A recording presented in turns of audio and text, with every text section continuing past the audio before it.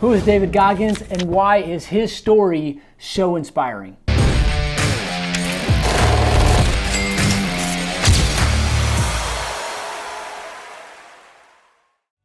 I'm Dr. Dan.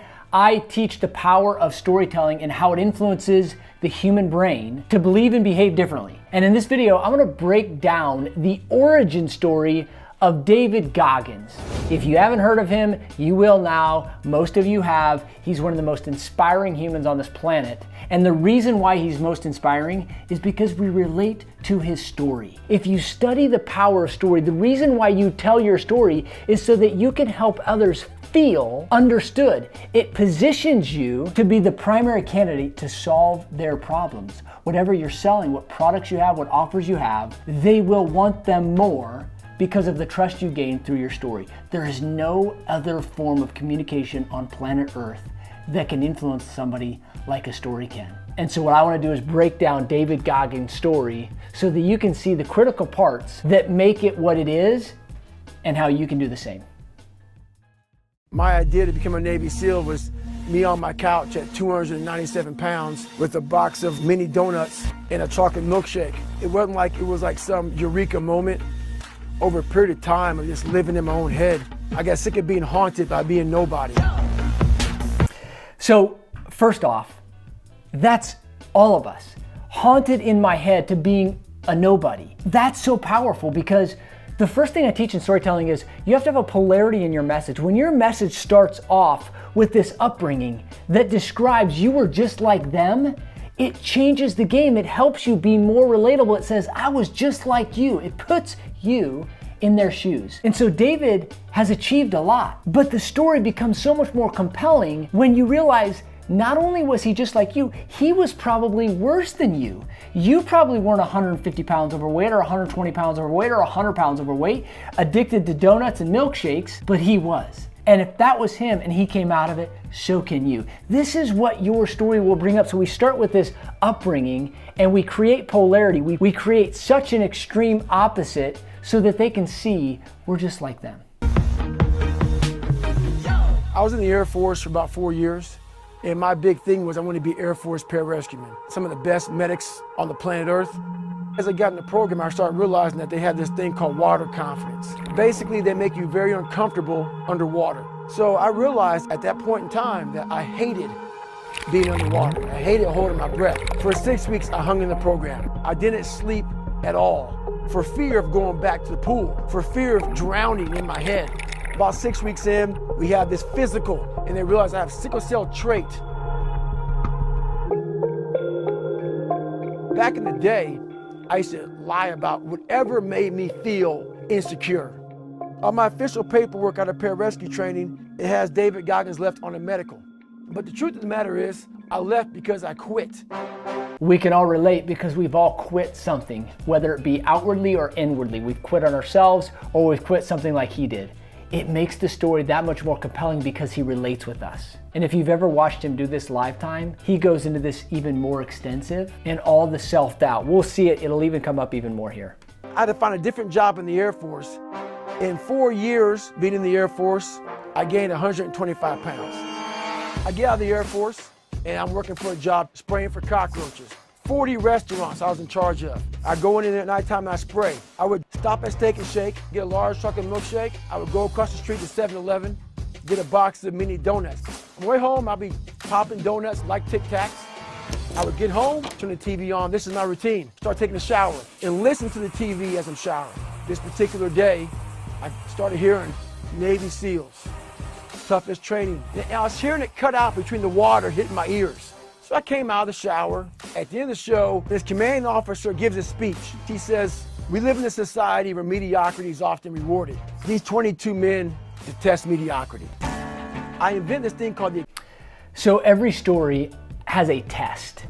And I teach this in my formula, the impact story formula. We have this upbringing and then you have this test. You come to a place in your life where something challenges you and then you have a problem or a dilemma to solve. For some of us, it's an actual episode. It may be pain, it may be a decision, or it may be a failed relationship. Or quite frankly, it could be some sort of internal conflict that you must solve in order to experience joy and peace and success. That test is what's going to define your story. It's how you're going to relate. And so you also notice some very descriptive language he uses. I was popping donuts like Tic Tacs. That gives us a vivid picture to who he was at that time. Even using the power of vision to create a better story is so compelling. So many things he does so well. I would argue he probably doesn't even know he's doing them. He's just learned them through trial and error. When he tells it this way, people respond in a certain way. And this is the beauty of storytelling. When you do it, it doesn't have to be perfect. A bad story beats better data, facts, and logic every day of the week. Let's continue. Accountability mirror when I was growing up.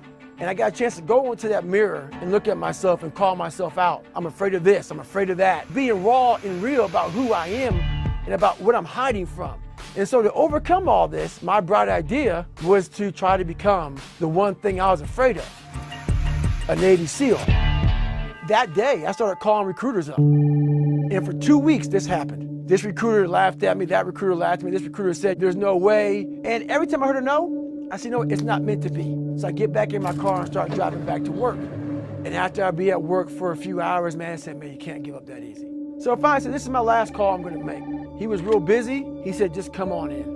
People don't walk in the office trying to be a Navy SEAL weighing 297 pounds. You walk in looking the way I look now. So he brought me back to a scale, and I remember looking in front of me was a height weight chart. For me, I'm 6'1". I could only weigh 191. I had to lose 106 pounds in less than 3 months.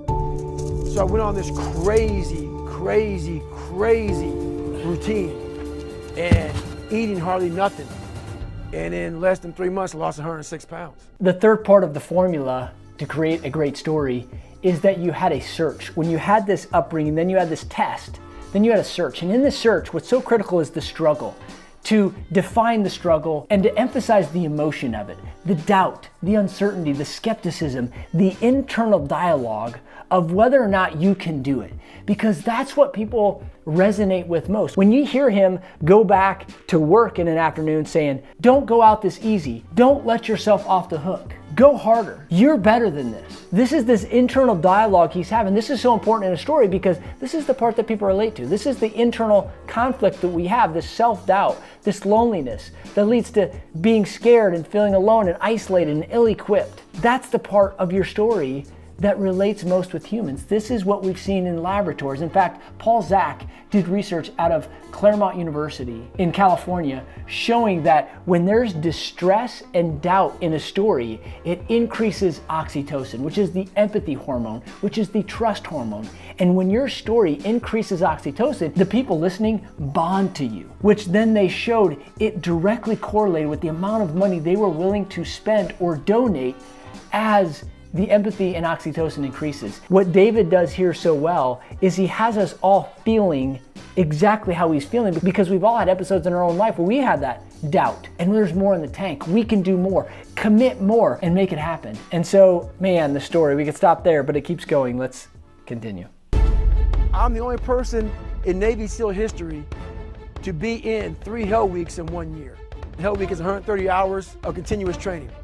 I got into Hell Week, got double pneumonia, stress fractures, got rolled back to day 1, week 1. I broke my kneecap. So I reported back to day 1 of Navy SEAL training broken. And we had a guy die in my 3rd Hell Week. So Hell Week ended about 30 hours early. I have severe stress fractures. My knee is now blown up again. I knew I wasn't gonna get a chance to go back through Hell Week again. I made a decision to myself, there's no more quitting. So that's when I went and got duct tape. For the first 45 minutes, the duct tape hurt like hell. But after 45 minutes, my legs would go numb. Once stuff goes numb, you can't feel it. So that's how I went through the rest of 22 more weeks of Navy SEAL training. I mean, that's unbelievable. The other part of the story is when it piques curiosity, and for the brain, it's wired for that which is new or novel. When we hear about duct tape and broken kneecaps and pneumonia and just running hundreds of miles on broken bones with sheer grit, it's another level. There's a certain level of inspiration that I may not have to do that tomorrow, but the thing I thought was hard, has just changed in my mind. That perspective has completely shifted. And this is the power of story. It makes you feel like you can do anything because we see others do things that doesn't seemingly make sense, and it inspires us. Your story can inspire people. I'm telling you right now, you have a story. It's worthy of telling, and people will follow when they hear it, as long as you're able to structure it and deliver it appropriately. And so the last part of a story is that there's this epiphany. So you have this upbringing, you have this test, this search for a solution, and then at the end of that search, you have this epiphany that leads to the triumph. And so this is when you've accomplished that thing or you've solved the problem. And this is what for others, they're gonna see it as something they can either avoid the problem you had or solve it the same way you did. And so that's where his story has inspired so many. Let's see how this finishes up. I was already at rock bottom my whole life. So when you know how rock bottom feels, you don't mind sleeping in the sewer. So at that point, once I realized that I already experienced the bottom, I no longer had fear of failure. But this took a long time. This wasn't like I woke up and, oh, eureka, I got it. And I started realizing that the mind is the most powerful weapon that we have. Once I was able to quiet my mind and realize that I was really not cursed, but blessed to have so many tools that I never saw as tools. While growing up, so much hardship. Only thing that can happen to me now is this victory. And there you have it. How he wraps that up so well is he gives you the action step, and the action step is you just got to tweak your mind. It's more powerful than you think. He leads us down this journey with this upbringing, this test, this search, and then the triumph. And the triumph is the thing that's already inside you.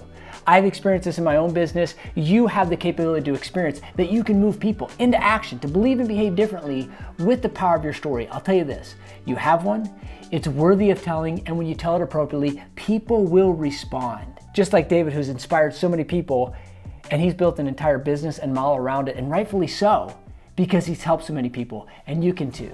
If you need help unpacking, uncovering, or reverse engineering your story, a lot like David, that's what I do. Check the link below. Hey, subscribe to this channel.